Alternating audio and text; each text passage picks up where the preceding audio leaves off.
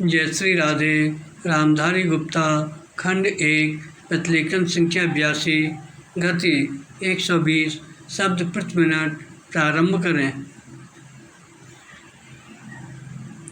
महोदय, राष्ट्रपति के अभिभाषण में राष्ट्र की दशा का जो भी चित्रण किया गया है उसे देखकर भविष्य के बारे में जनता के मन में अच्छे जीवन की आशा उत्पन्न होना कठिन है।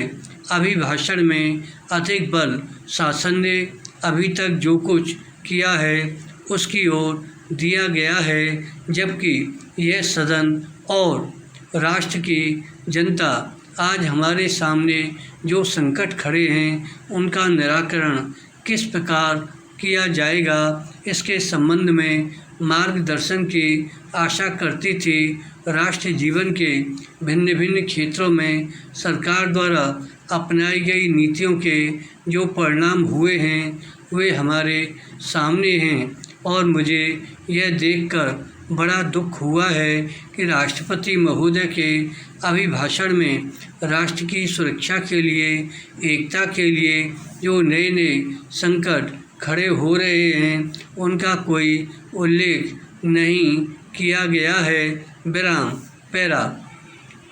कुछ ही दिन हुए हमारे रक्षा मंत्री ने एक भाषण में कहा था कि भारत 100% सुरक्षित नहीं है।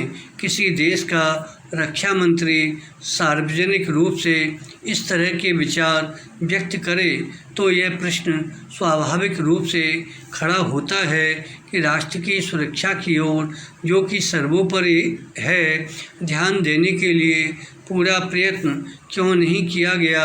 सभी जानते हैं कि सुरक्षा के लिए जो भी संकट है वह हमारे पड़ोसी से है और वह पड़ोसी आणविक शस्त्रों की मांग कर रहा है। वे शस्त्र किसके विरुद्ध काम में लाए जाएंगे इसके संबंध में किसी को संदेह नहीं है, किंतु प्रश्न है क्या हमारा सैनिक बल, हमारा साज सामान किसी भी आक्रमण का सफलतापूर्वक सामना करने में समर्थ है। मैं यह स्वीकार करता हूँ किसी बड़े युद्ध की आशंका नहीं है, किंतु पाकिस्तान के नेता अपनी जनता का ध्यान वहाँ की गिरती हुई आर्थिक स्थिति से दूर करने के लिए किसी भी समय कश्मीर के प्रश्न पर अंतर्राष्ट्रीय सैनिक हस्तक्षेप को निमंत्रण देने के लिए झगड़ा कर सकते हैं और कोई भी परिस्थिति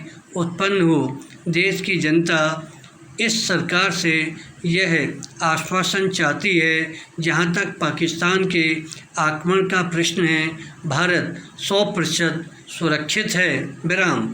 इस संबंध में सरकार को जनता के मन में विश्वास उत्पन्न करने का प्रयत्न करना चाहिए। जहां तक कश्मीर का प्रश्न है, सरकार किसी भी अन्य विदेशी शक्ति से वार्ता करने के लिए तैयार नहीं है। विराम। धन्यवाद।